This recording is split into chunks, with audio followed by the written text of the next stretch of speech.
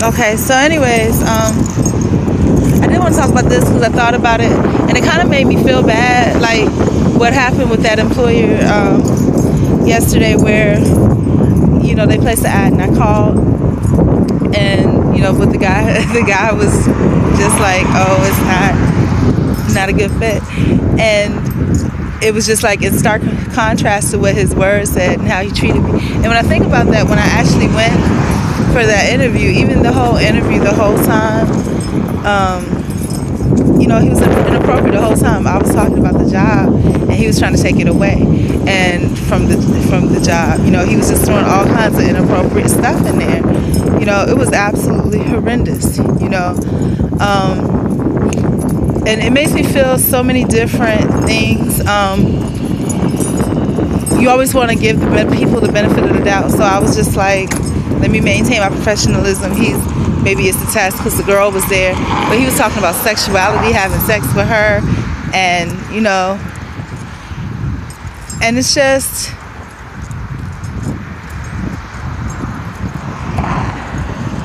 it was just horrible to think about that, and to think that he actually offered me the job, printed out documents to give to me, all of that stuff, all of it, it was horrible. And so I'm thinking, obviously, if you look at my my credentials, my professionalism, and who I am a good fit. But whatever it was, he had some type of misperception about me. He kept talking about sex. And what it reminded me of, and he had no reason to talk about any of that, and he was doing that in the presence of someone else, So,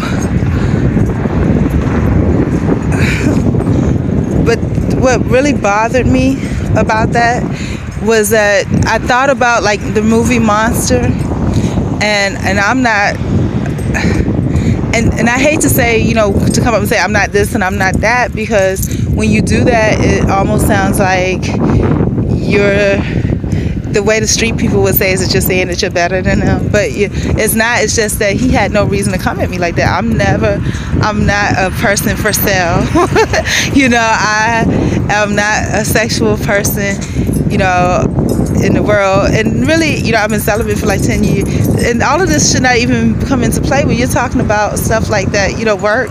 And I'm just like, what in the world? And remember that interview where Aileen Wuornos went to get that job, and she worked hard to put her clothes together, and the man basically, she was just honest with him. He basically treated her like shit, like she was a whore, and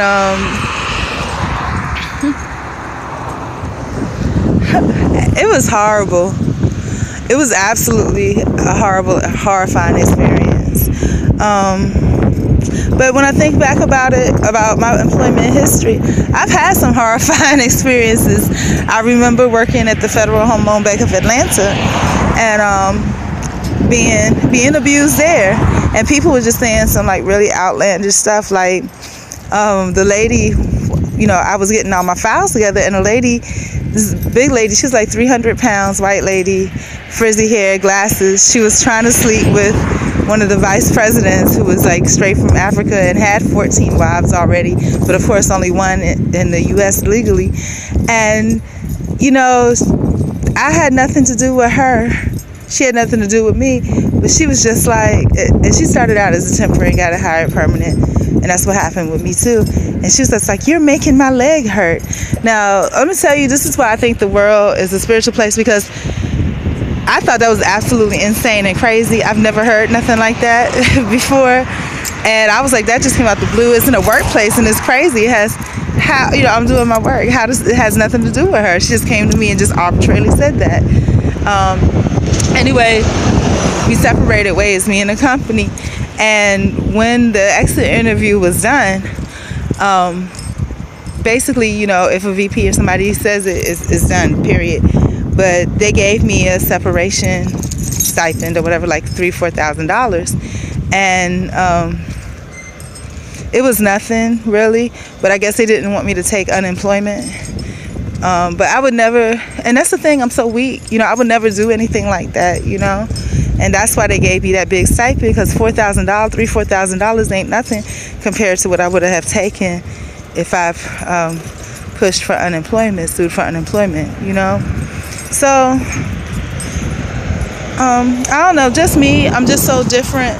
Being biracial, formerly bicultural, and now it's like I don't have a culture at all. It's kind of confusing because, being Afro-Asian,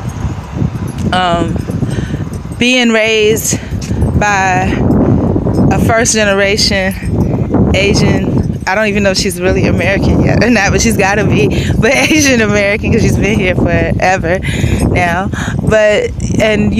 By herself, she had no support, She's in a whole different country with no support, doesn't know how things work. And as a result of that,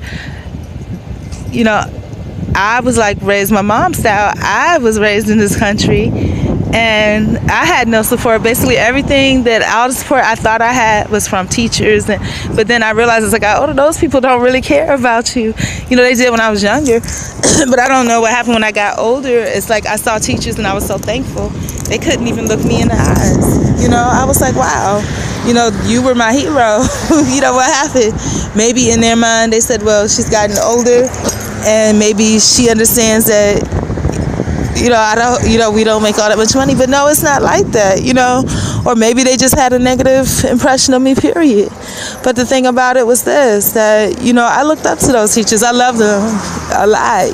That was, you spend 8 hours a day with them, and when you think about it, when I think about when I was younger, that's the only you don't realize it when you're young, but that was the only American contact that I had. That was the only American contact that I had, was my teachers. And then in the community that I lived in, there was this guy, Dale Nixon. Oh my God, I can't tell you. And all these people when I was younger, these people were people that raised me and supported me. That's the only reason. Anything about the American culture that I knew, it was only because of that, and that was the only thing that I knew about the culture was because of that, nothing else. And you don't realize,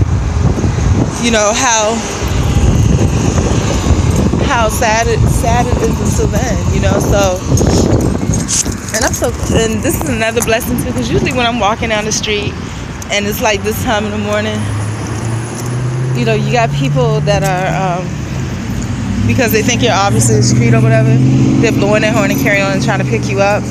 And I'm glad that that's not happening, but I do see eyeballs like, the men. And let me tell you, don't underestimate, just because a man is in a suit and going to work or seems young and hip or whatever, these men are just nasty.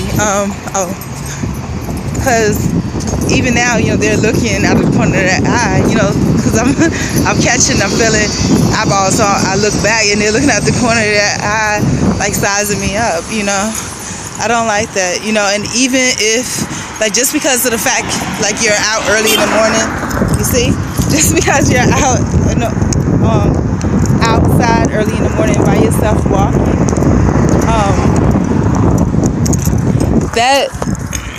that indicates to them that you're homeless. And if you're homeless, that indicates to them that you are a piece of trash and that you're for sale.